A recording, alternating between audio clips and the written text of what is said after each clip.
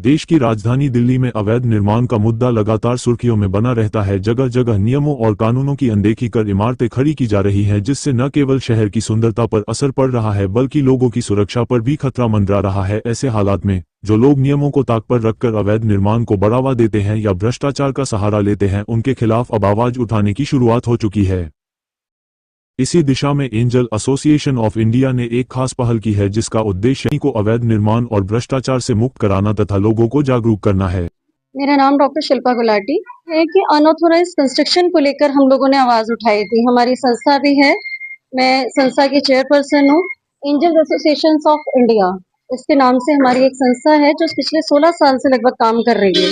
25 लाख से ज्यादा हम लोगों के मेंबर्स भी हैं, प्लस में 1.5 करोड़ से ज्यादा लोगों की हम लोग हेल्प कर चुके हैं। बट वी आर समाज सेवी, हम लोग सोशल वर्कर हैं। अगर हमारे समाज में, हमारे भारत देश में, और ये देश मेरी माँ है, मेरी अपनी धरती है, इसमें जन्म लिया है मैंने, अगर कुछ भी थोड़ा सा भी गलत होता है और मेरे ही लोग जो हैं वो इफेक्ट हो रहे हैं उस चीज से, जिन्होंने इस देश में जन्म लिया है, बट ऑब्वियस से मुझे फर्क पड़ता है। बट यहाँ तो बात मेरी ही बिल्डिंग के अंदर भी गलत हो रही थी। लगातार हम लोग समझा रहे थे कि देखिए, सुप्रीम कोर्ट, जो ऑनरेबल सुप्रीम कोर्ट हमारी है, उन्होंने ऑर्डर किया हुआ है कि 15 मीटर से ऊपर आप विदाउट शेल्ड पार्किंग कंस्ट्रक्शन नहीं कर सकते हैं। बट उनका ये कहना रहा कि वो ऑनरेबल सुप्रीम कोर्ट के आदेशों को कुछ नहीं समझते हैं। तो हम लोगों ने पुलिस से, एनसीबी से, जो भी हमारी न्यायपूर्ण एक लाइन थी, हमने उनसे कॉन्टेक्टेबिलिटी स्टार्ट की कि कानूनी प्रक्रिया पे ही हम लोग चलकर काम करना पसंद करते हैं। मैंने उनसे बात की, उन्हें समझाने की कोशिश की। अच्छा, एनसीडी वाले आए लेकिन उन्होंने कोई एक्शन नहीं लिया, उल्टा फोन को ब्लॉक कर दिया। सर, हमारी संस्था कानूनी कार्यों में भी हेल्प करती है लोगों को।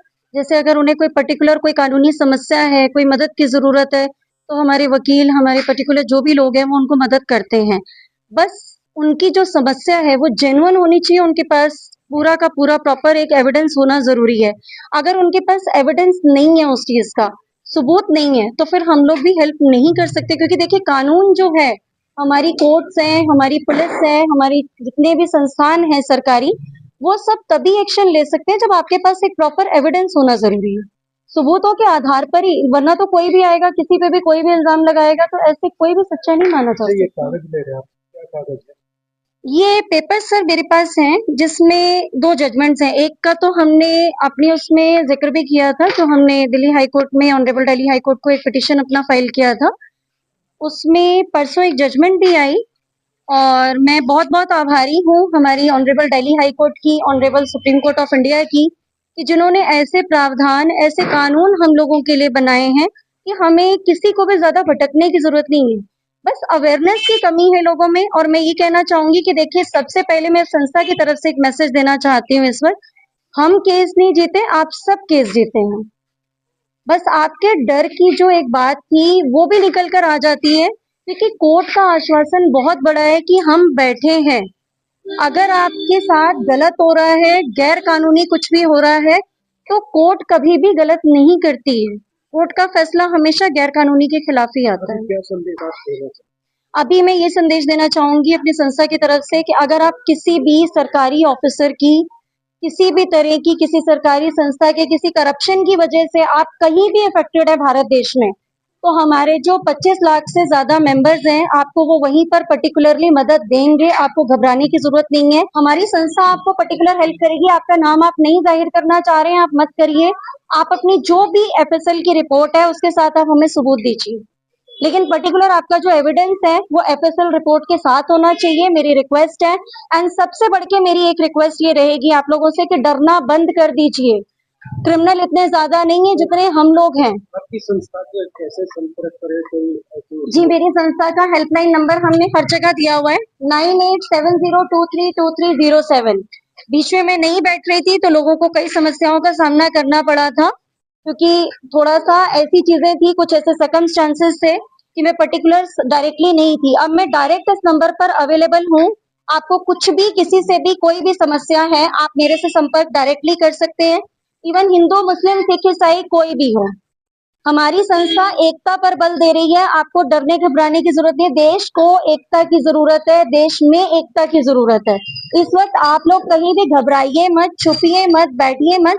आप कह रहे हैं कि बिना रिश्वत के काम नहीं होता है, बिल्कुल होता है। आप लोग आगे तो बढ़िए, सब कुछ होगा। रिश्वत कोई ऐसा जहर है जिसको आप इंजेक्ट कर रहे हैं तो वो बढ़ रहा है।